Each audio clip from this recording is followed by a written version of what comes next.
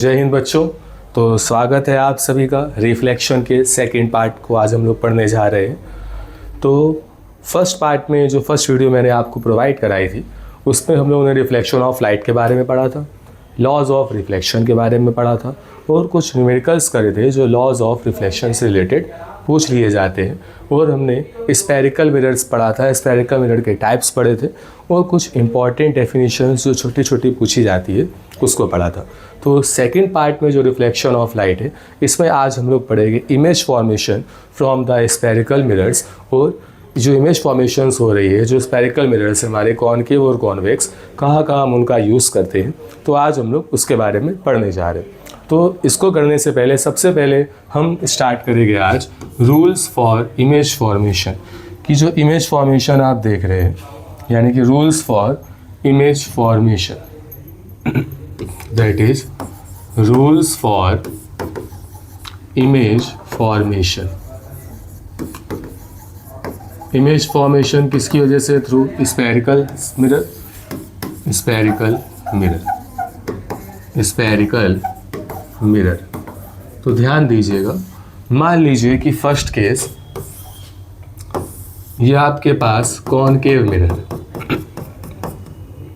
ये आपकी principal axis, it is pole, it is centre of curvature और ये आपका फोकस।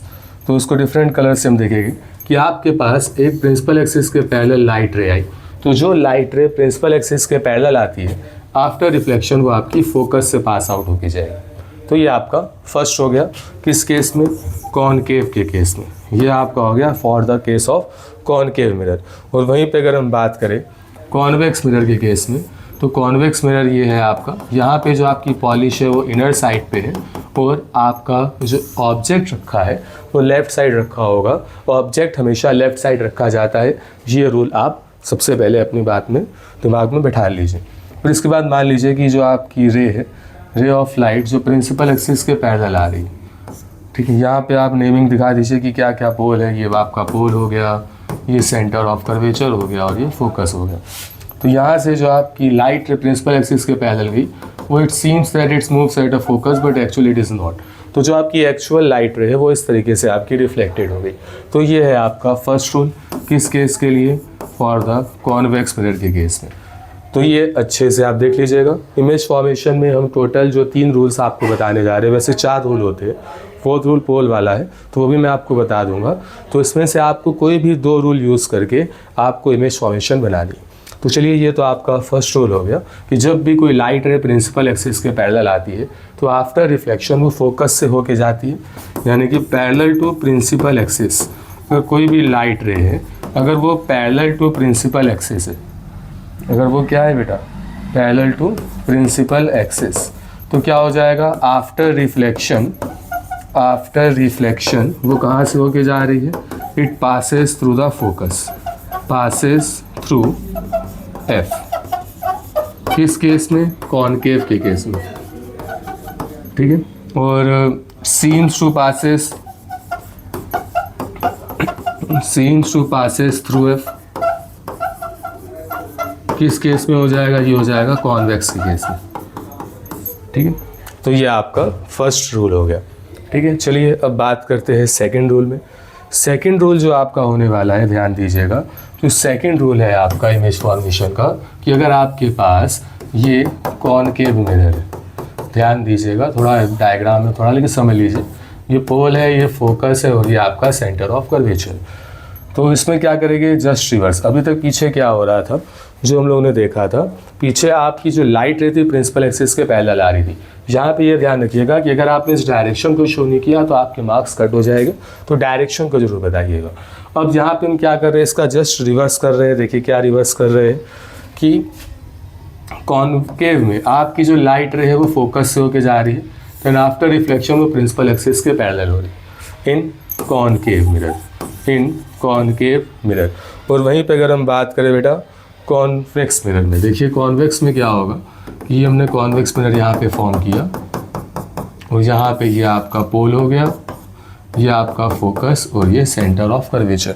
तो इसमें आप क्या करोगे कि अगर कोई ऐसी लाइट रे है जो ऐसा लग रहा है कि फोकस पे आती हुई लग रही है, आफ्टर रिफ्लेक्शन वो क्या होगा, प्रिंसिपल एक्सिस के पैरेलल हो जाएगी।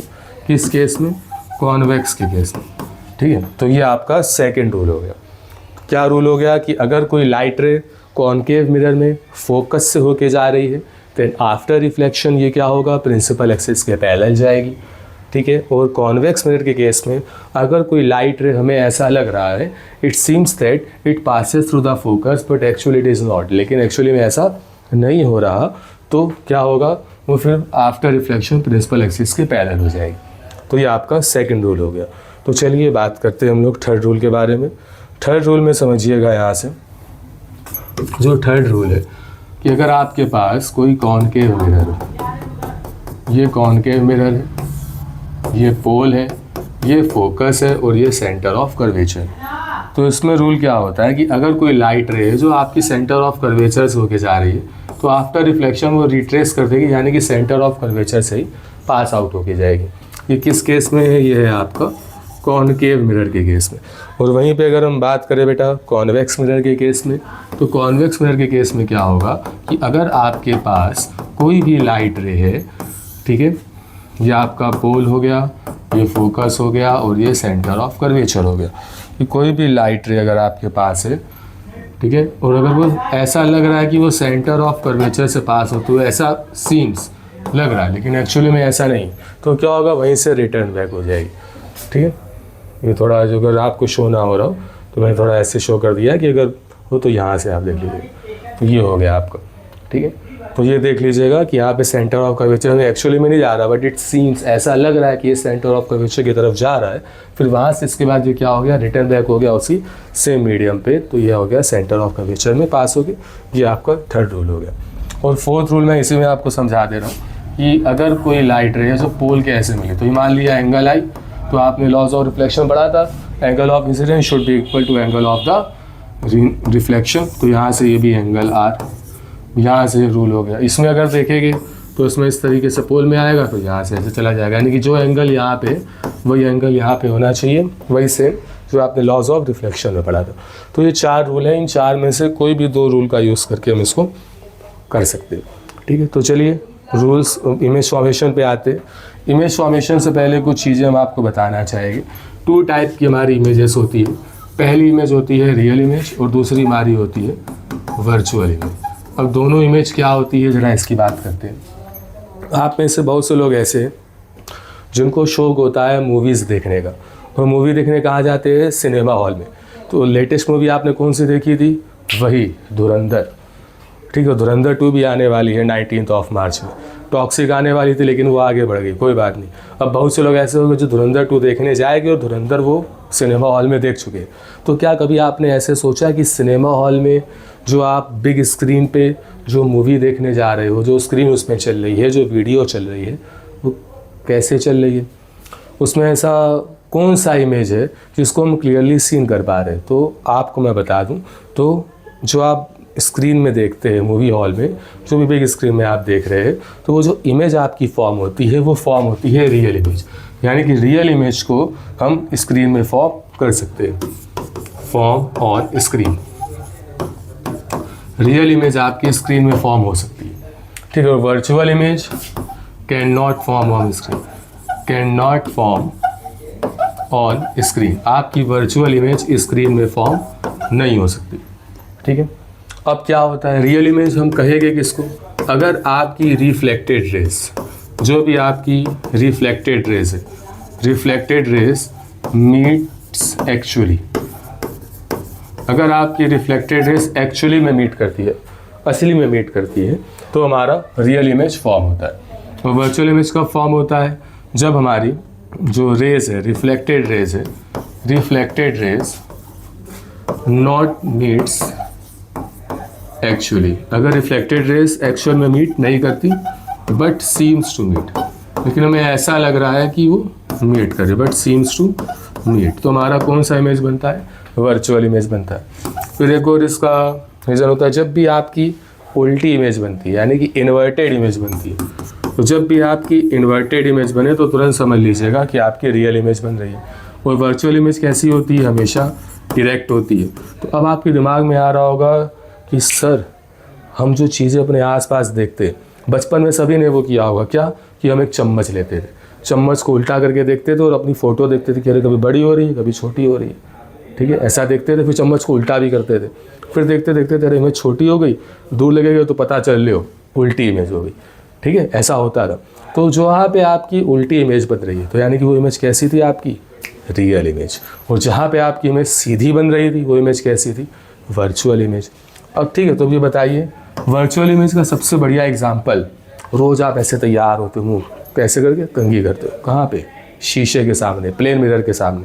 तो जो इरेक्ट इमेज बन रही है वो सबसे पहले कहाँ पे बन रही है, प्लेन मिरर पे बन रही है, जिसका यूज़ हम लोग डेली करते हैं। डेली हम लोग मिरर के सामने खड़े होते हैं, मुँह धोते हैं या कंघी करते हैं, वॉट एवर वी डू, तो हम प्लेन मिरर के सामने खड़े हो रहे हैं। वो इमेज कैसी बन रही है, इरेक्ट इमेज बन रही है।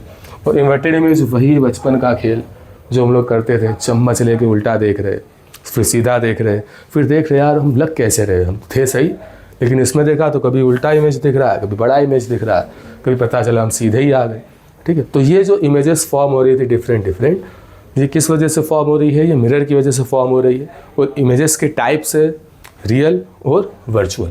तो ये मैंने आपको बताया रियल इमेज और वर्चुअल इमेज के बारे में, ठीक है। तो चलिए आगे बढ़ते हैं। आगे जब बढ़ते हैं तो हमारा रूल्स फॉर इमेज फॉर्मेशन तो हम देख ही चुके थे, पर हम इसके बाद अब हम लोग पढ़ते हैं इमेज फॉर्मेशन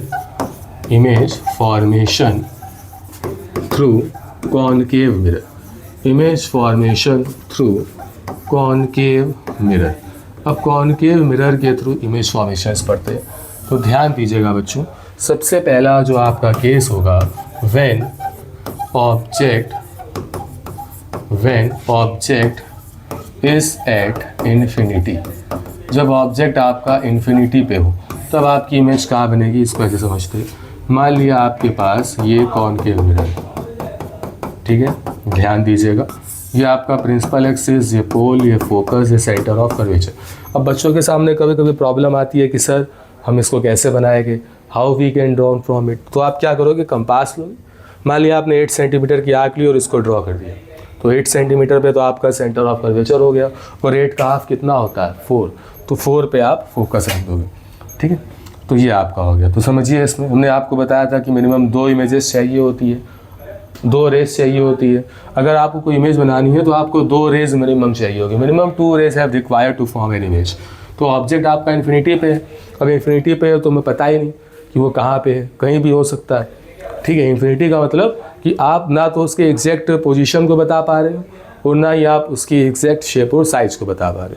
जैसे हमने कहा कि आप कहीं पे जाइए और गुलाबी हाथी ढूंढ के आइए, अब पता ही नहीं पिंक एलिफेंट कहाँ मिलेगा, ना आपको उसका शेप पता है, ना साइज़ पता है, ना लोकेशन पता है। तो ठीक वैसे ही ऑब्जेक्ट के बारे में है कि अगर कोई ऑब्जेक्ट आपका इन्फिनिटी पे है तो उसका इमेज कहाँ बनेगा। तो इन्फिनिटी पे है तो आपको पता है, जैसे सन है, सन को हम ट्रीट करते हैं कि वो इन्फिनिटी पे है, बहुत दूर है हमारे यहाँ से, हमारी अर्थ से बहुत दूर है सन। तो हम ये एज्यूम करते हैं कि अर्थ से जो सनलाइट आ रही है वो पैरेलल आ रही है। तो यही हमारे पास एक कॉन्सेप्ट आया कि अगर कोई भी ऑब्जेक्ट आपका इन्फिनिटी पे है तब उस कंडीशन पे जो आपकी लाइट रेज है वो पैरेलल आनी चाहिए। तो देखिए, आइए पैरेलल लाइट रेज कैसे किया, और याद करिए पहला रूल कि अगर प्रिंसिपल एक्सिस के पैरेलल अगर कोई लाइट रे आती है तो आफ्टर रिफ्लेक्शन कहाँ से होके जाती है, फोकस से। हमने आपको बताया था बेटा कि कम से कम 2 रूल आपको बनाने, चलिए बनाते हैं 2 रूल। प्रिंसिपल एक्सिस के पहले लाइट रे कहाँ से जाएगी, फोकस से, यानी कि अगर ये दोनों रिफ्लेक्टेड रे एक्चुअल में मीट कर रही है ना इस पॉइंट पर, तो जहाँ पे 2 रिफ्लेक्टेड रे आपस में एक्चुअल में मीट करती है, असली में मीट करती है, तो वहाँ पे आपकी रियल इमेज बनती है, ठीक है। तो जब हम यहाँ पे इसकी कैरेक्टरिस्टिक की बात करेंगे तो यहाँ पे अगर पेपर में आता है तो आपको डायग्राम बना के इसकी कैरेक्टरिस्टिक्स लिखनी है। तो कैरेक्टरिस्टिक्स क्या क्या रहेगी ज़रा देखिएगा। सबसे पहले कैरेक्टरिस्टिक हमें इसकी पोजीशन बतानी पड़ेगी। इसकी पोजीशन कहाँ पे बन रही है बेटा, एट एफ, फोकस पे आपका इमेज बन रहा है। फिर दूसरा हमें बताना है कि इसका साइज क्या होगा। अब इसका साइज अब आपको पता ही नहीं। अब देखिए, ये है बिल्कुल सामने पहाड़ है, यहाँ पे चूहा है, साइज़ का डिफरेंस आप सोच लीजिए। तो यहाँ पे इसका जो साइज़ होगा वो इसका साइज़ क्या होगा, हाईली डिमिनिश्ड, यानी कि बहुत छोटा, पता ही नहीं हमें कितना हो सकता है, हाईली डिमिनिश्ड इसका साइज़ हो गया। फिर इसके बाद हम बताते हैं इसके नेचर के बारे में। अब नेचर वहीं पे आता है कि जो आपकी इमेज है वो कैसे फॉर्म हो रही है जब 2 लाइट रेज एक्चुअल में मीट कर रही है। और हमने आपको बताया था जब एक्चुअल में मीट करती है तो कैसी होती है, रियल, और जब रियल होगी तो कैसी होगी बेटा, इन्वर्टेड, रियल और इन्वर्टेड इसका नेचर हो गया। तो ये 3 चीज़ें आपको कैरेक्टरिस्टिक में शो करनी है और सभी में शो करनी है, ठीक है। फिर इसके बाद चलिए आगे बढ़ते हैं। जो हमारा सेकंड केस होने वाला है, केस सेकंड क्या होगा कि जब आपका object, second case, when object is beyond C, जब ऑब्जेक्ट सी के पीछे, ठीक है। इसको आप ऐसे समझिए कि आपके पास कॉनकेव मिरर हो गया, ठीक है। यह आपका प्रिंसिपल एक्सिस, ये पोल, ये फोकस और ये सेंटर ऑफ कर्वेचर। अब जो आपका ऑब्जेक्ट है वो बियॉन्ड सी इधर है, ठीक है। तो हमने आपको बताया था भाई 2 रेस का खेल है यहाँ पे। पहली रे ऐसे गई, कहाँ से निकाला, निकल गई आराम से फोकस से। अब दूसरे ने कहा मालिक कहाँ से निकालोगे, तो ने कहा रुको ज़रा व्यवस्था बना रहे, ये इसको थोड़ा सा समझ लीजिएगा। ये निकली अब कहाँ से बच्चा, फोकस से। फोकस से निकली तो कहाँ से होके जाएगी, प्रिंसिपल एक्सिस के पैरेलल। तो जो आपकी जो दोनों मिली वो यहाँ पे मिली, यानी कि जो आपका ऑब्जेक्ट था वो ये आपका इमेज फॉर्म हो गया उनका। अब सबसे पहले अगर हम इसकी कैरेक्टरिस्टिक की बात करें तो जो कैरेक्टरिस्टिक आएगी इसकी कैरेक्टरिस्टिक ध्यान रखिएगा। सबसे पहले इसकी पोजीशन कहाँ है बेटा, यहाँ से देख के आप बता रहे हैं सी और एफ के बीच में बन रहा है, तो इसकी जो पोजीशन है वो कहाँ होगी, बिटवीन सी एंड एफ। फिर इसके बाद हम बात करते हैं इसके साइज़ के बारे में। साइज़ कैसा है, तो साइज़ देखें तो थोड़ा सा इसमें आपको लग रहा है हल्का सा बड़ा है छोटा, लेकिन एक्चुअल में आपको भी दोनों बराबर लग रहे हैं, लेकिन ये थोड़ा सा डिमिनिश्ड होता है। जो इमेज आपका बनता है उसका साइज़ थोड़ा छोटा होता है, यानी कि कैसा हो जाएगा, डिमिनिश्ड हो जाएगा। फिर इसके बाद थर्ड में आपका भाई नेचर कैसा होगा भाई, रियल एंड इन्वर्टेड। आप रियल एंड इन्वर्टेड को आप ऐसे भी समझ सकते हो कि अगर आपकी जो भी इमेज फॉर्म हो रही है वो लेफ़्ट साइड ही फॉर्म हो रही है, यानी कि जिस तरफ आपने ऑब्जेक्ट रखा है उसी तरफ अगर आपकी इमेज फॉर्म हो रही है तो इसका मतलब ये रियल एंड इन्वर्टेड है, ठीक। फिर इसके बाद बात करते हैं थर्ड जो है आपका पॉइंट, जो थर्ड पॉइंट है आपका। फिर देखिएगा थर्ड में हम ऑब्जेक्ट को लेके आ रहे हैं at C, when object is at C, जब ऑब्जेक्ट आपका सेंटर ऑफ कर्वेचर पे ही रखा हुआ, ठीक है। ये ध्यान दीजिएगा, जब ऑब्जेक्ट आपका सेंटर ऑफ कर्वेचर पे ही रखा गया हो तो ये आपका पोल हो गया, ये फोकस हो गया, ये सेंटर ऑफ कर्वेचर हो गया। मान लीजिए कि इसको चलिए ऑब्जेक्ट को हम ब्लैक से ही शो कर दे रहे कि ये ऑब्जेक्ट आपका इधर रखा, तो इसकी एक ट्रिक याद कर लीजिएगा कि अगर आप ऑब्जेक्ट आपका सेंटर ऑफ कर्वेचर पर है तो ऑब्जेक्ट की सेम साइज का इमेज आपका बन जाएगा, वो भी सी पे ही बनेगा, सेंटर ऑफ कर्वेचर पे। तो भाई यहाँ से प्रिंसिपल के पैरेलल गई, यहाँ से फोकस से गई, रे डायरेक्शन आप दे दीजिएगा, यहाँ पे पहले से इसको बना दीजिए, ये फोकस से गया, फिर आफ्टर डायरेक्शन प्रिंसिपल एक्सिस के पैरेलल, तो यहीं पे आपकी इमेज बन गई। तो इसकी कैरेक्टरिस्टिक क्या लिखोगे बच्चों, इसकी जो आपकी कैरेक्टरिस्टिक हो जाएगी, तो सबसे पहले मैंने आपको बताया था हमें क्या बताना है, इसके पोजीशन के बारे में। पोजीशन, जैसे किसी को ढूंढने जाते हो तो क्या पकड़ते हो बेटा, पोजीशन। लड़ाई हो गई, किसी को मारने जाना है, पता करो कहाँ रहता है, उसकी पोजीशन पता करी, पोजीशन पता चली कहाँ है, एट सी। फिर पोजीशन जब पता कर ली, फिर पता करते भैया जिससे लड़ने तो जा रहे, पता तो लगा लिया कहाँ रहता, लेकिन उसका कद देखे कितना है, कहीं ऐसा तो नहीं हम लड़ने जा रहे और पिट पिटा के आ जाए। यानी कि हमने क्या पता किया, उसका साइज़ पता किया। और यहाँ देखो साइज़ क्या है, बराबर है, साइज़ मतलब इक्वल टू ऑब्जेक्ट, ऑब्जेक्ट के बराबर का ही साइज़ है। फिर इसके बाद तीसरी चीज़ बात में आती है नेचर। कहीं ऐसा ना हो कि हमने उसको मार तो दिया गुरु, लेकिन उसके बाद क्या होगा, पता चले हम जहाँ जा रहे हैं वही फील्डिंग लगा दी, यानी उसका नेचर पता ही नहीं कैसा है, गुस्सैल है, हंसमुख है, कि पता चले उसको मारने ही जा रहे, को लियो भैया चॉकलेट खा लो, को तुम उसी में फ्लैट हो गया, अरे हम तो इसको मारने हैं तो बड़ा भला मानुस निकला, चॉकलेट खिला रहा, तुमने कहा भाई दोस्त बन जाते, तो ऐसा भी हो जाता है। तो खैर इसका नेचर क्या है, उसी तरफ फॉर्म हो रहा है, इसी की बिरादरी का है, साथ नहीं छोड़ रहा, उसी तरफ फॉर्म हो रहा है, तो नेचर क्या हो गया भाई, same real and inverted, real and inverted. तो ये आपके हो गया थर्ड। फिर इसके बाद अब जब हम ऑब्जेक्ट को लाएंगे बिटवीन सी एंड एफ, तो अब जो हमारा ऑब्जेक्ट रहेगा बच्चों, अब वो ऑब्जेक्ट आपका हो गया फोर्थ केस में, when object is between C and F.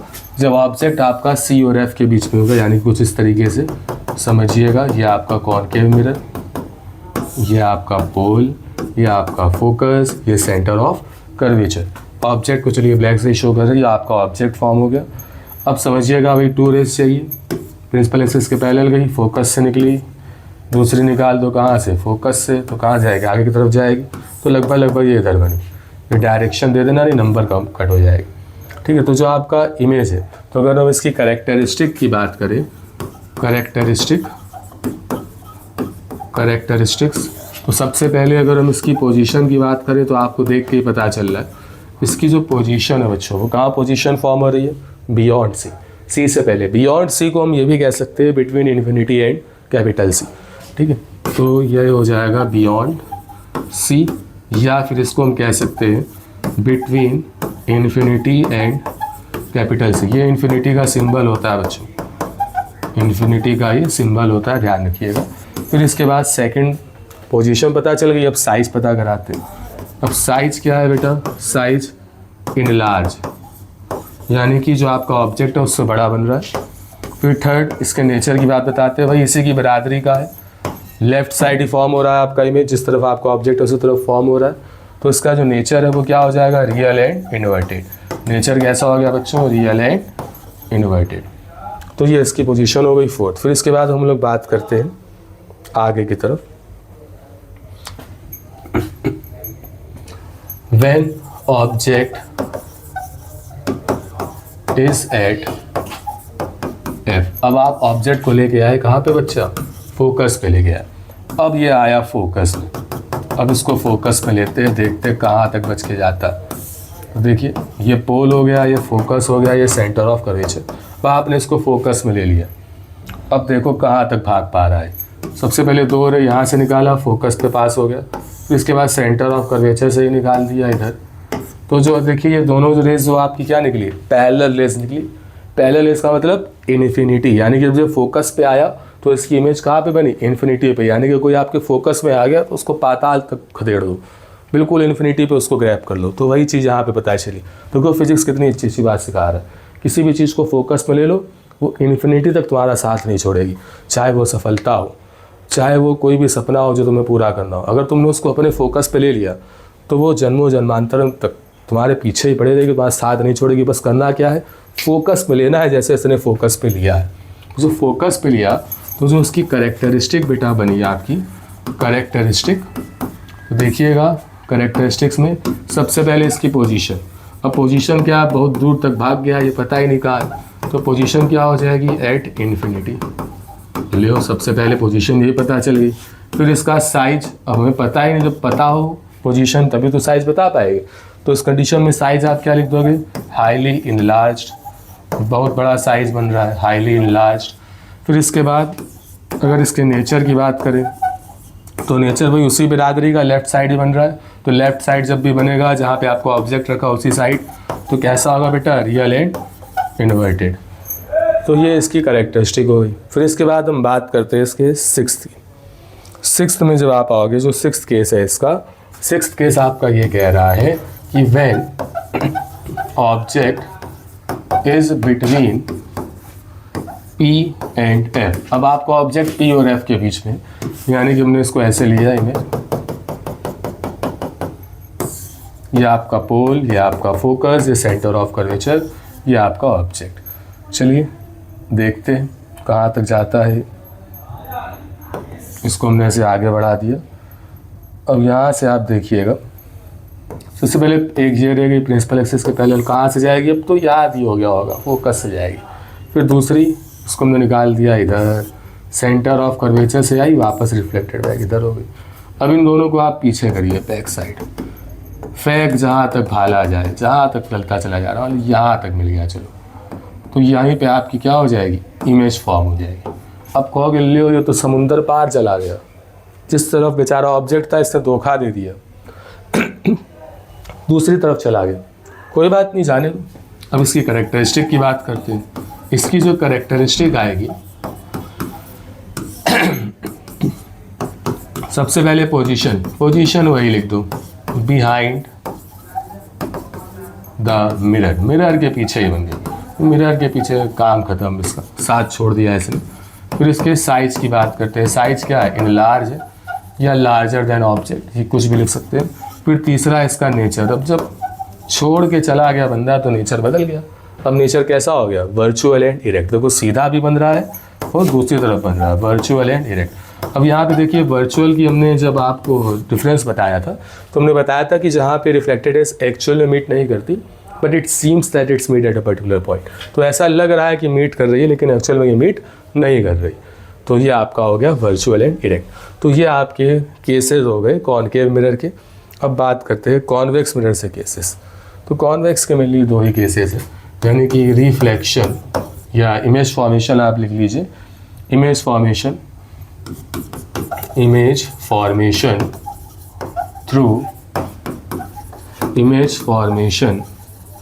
Through convex mirror. Convex mirror के थ्रू इमेज फॉर्मेशंस की बात करते हैं, image formation through convex mirror. तो आइए समझते हैं। तो ये आपके पास एक कॉन्वेक्स मिरर हो गया, ठीक है, ये कॉन्वेक्स मिरर हो गया। यहाँ पे आपका वही पोल, फोकस, सेंटर ऑफ कर्वेचर, यहाँ पे ऑब्जेक्ट आपने पुट अप किया, ठीक है। तो वही इसको देखिए यहाँ से समझ लीजिए कि प्रिंसिपल एक्सिस के पहले लाइट रह गई, अब कहाँ से जाएगी, it seems that it's pass through a focus.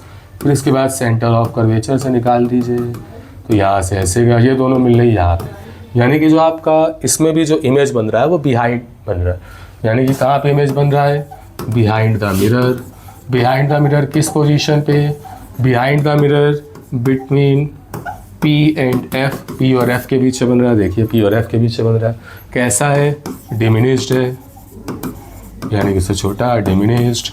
और कैसा है बेटा, अगर हम इसके नेचर की बात करें, नेचर पता ही चल गया होगा, वर्चुअल एंड इरेक्ट। तो ये इसके इमेज फॉर्मेशंस हो गए, ठीक है, ये बात होगी। फिर अब लास्ट जो हमारा टॉपिक है, इसके न्यूमेरिकल्स की जो वीडियोज़ होगी वो नेक्स्ट वीडियो में आपको इसके न्यूमेरिकल्स कराएंगे जैसा मैंने आपको बताया था, तो जुड़े रहिएगा। तो आज जो है इसकी थ्योरी मोस्टली ख़त्म हो गई है। अब हम यूजेस बता रहे हैं, एक तरफ कॉनकेव के यूज़ बता देंगे। कॉनकेव यूज़ में क्या होगा, आप बार्बर शॉप में जाते हो, बाल कटाने जाते हो, तो आजकल बड़े बड़े स्टाइल के ट्रेंड चल पड़े कि हमारे बाल ऐसे कटे होने चाहिए, वैसे कटे होने चाहिए। पता चला किसी हीरो को देखा तो लगा कि यार इसके जैसे बाल हमें चाहिए, ठीक है। रॉकी भाई को देखा तो लगा रॉकी भाई जैसे बड़े बड़े बाल हो। धुरंधर में देखा अरे बाल होने चाहिए रणवीर सिंह जैसे। तो मोस्टली क्या होता है, जब बार बार आपके बाल को काटता है तो आपको पीछे के बाल देखने के लिए कहता है, क्या कहता है, इस कोने में देखो, पीछे देखो, बाल बड़े दिखाई देंगे, तुम्हें दिख जाएगा। तुम क्या करते हो, देखते हो, तुम पीछे सच में बड़े बाल दिखते हो ना, यानी कि जो तुम्हारा पीछे का हिस्सा है वो तुम्हें थोड़ा बड़ा दिखाई देता है, ठीक है। यानी कि जो कॉनकेव मिरर है वो सबसे पहले कहाँ यूज़ हो रहा है, बार्बर शॉप में यूज़ हो रहा है। बार्बर शॉप या कहीं भी जो मेकअप की शॉप में जाते हो, जो आर्टिस्ट होते हैं, मेकअप आर्टिस्ट, वो यहाँ यूज़ करते हैं कॉनकेव मिरर को। और दूसरा यूज कहाँ हो सकता है आपका, याद करिए, जो आपके ENT स्पेशलिस्ट डॉक्टर होते हैं, eyes, nose and throat, ENT, या फिर जो आपके डेंटिस्ट होते हैं, वो क्या करते हैं, दांत को देखना है तो डेंटिस्ट क्या करता है, कॉलियोमीटर टाइप होता है, उसको ऐसे लगा के देखता है।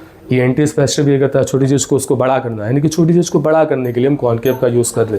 कैसे, जो इमेज फॉर्मेशंस आपने पढ़े थे कि फोकस पे होता था तो बड़ा दिखाई देता था, तो वही कॉन्सेप्ट इसमें यहाँ पे उन्होंने लगाया। डेंटिस्ट देख सकते हैं, बार्बर शॉप में देख सकते हैं, ठीक है। जो आपकी टॉर्च और हेडलाइट है, टॉर्च एंड हेडलाइट्स, जो कार की हेडलाइट्स होती है उसमें आप यूज कर सकते हो इसको, है ना, टॉर्च एंड हेडलाइट्स में, ठीक है। ये आपके यूजेस हो गए किसके, कॉनकेव के। सोलर फर्नेस पे यूज कर सकते हो, सोलर फर्नेस पे यूज कर सकते हो कॉनकेव मिरर को, ठीक है। आपने देखा होगा कि जो आप डिश टीवी देखते हो, एंटीना देखते हो, तो हमेशा इसी शेप में होता है। ऐसे क्यों, कि जो पैरेलल रेज आ रही है वो कहीं ना कहीं किसी फोकस से बन जाए, यानी पैराबोलिक शेप में होता है, इस टाइप में। जो डिश एंटीना आपका लगा होता है, डिश टीवी का एंटीना, डिश टीवी एंटीना, तो ये इसी शेप में होता है, पैराबोलिक कर्व में होता है। इससे जितनी भी आपकी पैरेलल रेज आ रही है, वो जितनी भी आपकी पैरेलल रेज ऑफ जो भी इलेक्ट्रोमैग्नेटिक वेव्स है, parallel rays of electromagnetic rays या इलेक्ट्रोमैग्नेटिक रेडिएशन, वो आपके फोकस पे ही चली जाए। कहाँ पे मीट हो जाए, फोकस से मीट हो जाए, और फोकस पे हम ट्रांसमीटर एक लगा देते हैं। ट्रांसमीटर क्या करता है, जो सिग्नल्स है उसको कैच करके फिर से हमें ऑडियो विजुअल क्वालिटीज़ हमारी टीवी में शो हो जाती हैं। तो ये इसका शेप हो गया, ठीक है। ये आपका हो गया कॉनकेव मिरर के यूजेस। फिर इसके बाद कॉन्वेक्स मिरर के यूज़ के बारे में बात करते हैं। तो मेनली जो कॉन्वेक्स मिरर का यूज़ होता है, सबसे पहले रियर व्यू मिरर के लिए होता है। रियर व्यू मिरर किसके लिए होता है? रियर व्यू मिरर के लिए होता है। रियर व्यू मिरर मतलब जो आपके तो ना गाड़ी चलाते हो जो साइड मिरर्स होते हैं, ठीक है, साइड मिरर में यूज़ हो सकता है। अब हम इसको रियर व्यू मिरर के लिए क्यों यूज़ करते हैं? किसी जो साइड जो आपके मिरर्स होते हैं उसमें लिखा होता है तो objects are closer than they appears, यानी कि जो आप देख रहे हो ऑब्जेक्ट आपको लग रहा है, जो साइड मिरर से आपने देखा लग रहा है ऑब्जेक्ट अरे दूर है, लेकिन वो दूर नहीं होता, एक्चुअल में थोड़ा उससे क्लोजर ही होता है, पास ही होता है। तो कैसे होता है? जो हमने अभी आपको बताया कि यहाँ से आपने लिया, ठीक है, वही कथा, यहाँ से आपने किया, ये प्रिंसिपल एक्सिस के पैरेलल गया, फोकस की तरफ जाते हुए लगा, फिर यहाँ पे कहाँ गया? सेंटर पे गया, तो यहीं पे देखिए आपका मिल गया between T and F, image बन गया।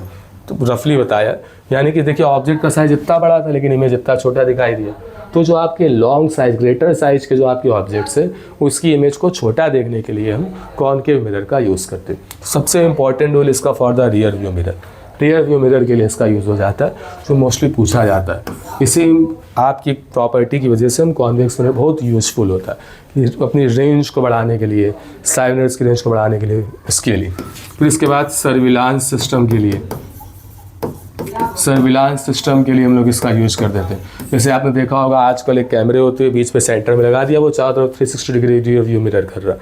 जैसे आपके फ़ोन में ही पैनारोमा एक होता है, उसमें क्या होता है, जो भी इतना रूम है आप रूम से सीधा सीधा फ़ोटो क्लिक करते चले जाते हो, रूम की जितनी फ़ोटो श्रिंक होके आपको सिंगल एक पिक में दिखाई दे जाती, उसके कॉर्नर वॉर्नर सब उसी में एडजस्ट हो जाते हैं। तो यही आपका कॉन्वेक्स मिरर के केस में, यानी कि सर्विलांस सिस्टम में कॉन्वेक्स मिरर का यूज़ होता है। ठीक है, तो आज इन दो आपके जितने भी वीडियोस बने, 2 पार्ट बने, इसमें मैंने आपको अपनी तरफ से पूरी कोशिश करी कि आपका कोई भी टॉपिक मिस ना हुआ हो और आपको समझाया है हमने। अगर तब भी अगर आपको ऐसा लगता है कि कुछ टॉपिक हो सकता है इक्का दुक्का या कोई छोटी चीज़ रह गई हो, तो प्लीज़ प्लीज़ प्लीज़ आप मुझे कमेंट में वो बताइए, उसकी वीडियो मैं आपको ज़रूर से ज़रूर प्रोवाइड कराऊँगा। और मेरी ये उम्मीद रहेगी कि आपको हर चीज़ प्रोवाइड कराई जाए। तो नेक्स्ट वीडियो जो आपकी होगी, उस नेक्स्ट वीडियो में हम क्या करेंगे, कुछ न्यूमेरिकल्स पे डील करेंगे, आपको न्यूमेरिकल्स की प्रैक्टिस कराएंगे, क्योंकि बच्चे मेनली न्यूमेरिकल में डरते हैं, तो डरने की बिल्कुल भी ज़रूरत नहीं है। तो नेक्स्ट वीडियो जो आपके पास आएगी वो आएगी न्यूमेरिकल के साथ। अब न्यूमेरिकल के साथ हम लोग खेलेंगे, न्यूमेरिकल को रखेंगे फोकस पे और दौड़ाएंगे उसको इन्फिनिटी तक, पीछा करते रहेंगे न्यूमेरिकल का कि देखते कहाँ तक भागेगा आखिर, बस फोकस पे उसको लाना है न्यूमेरिकल को। जब फोकस पे आ गया तुरंत फिर इन्फिनिटी तक ही भागेगा, वो भाग नहीं पाएगा, क्यों? क्योंकि फोकस पे है। ठीक है, तो ये ध्यान रखिएगा। तो मिलते हैं हम लोग नेक्स्ट वीडियो के लिए, तब तक के लिए ऑल द बेस्ट। अच्छे से पढ़िए, अपने दोस्तों को भी शेयर कराइए और पेज को लाइक करिए, सब्सक्राइब करिए, जिससे आपको नोटिफिकेशन सारे मिलते रहे और हम लोग ऐसे ही आगे बढ़ते रहेंगे। कारवां चलता रहेगा, भीड़ हो चाहे ना हो, अपना काम है चलते जाना और चलते रहेंगे, आगे बढ़ते रहेंगे। शुक्रिया, धन्यवाद, बेस्ट ऑफ लक।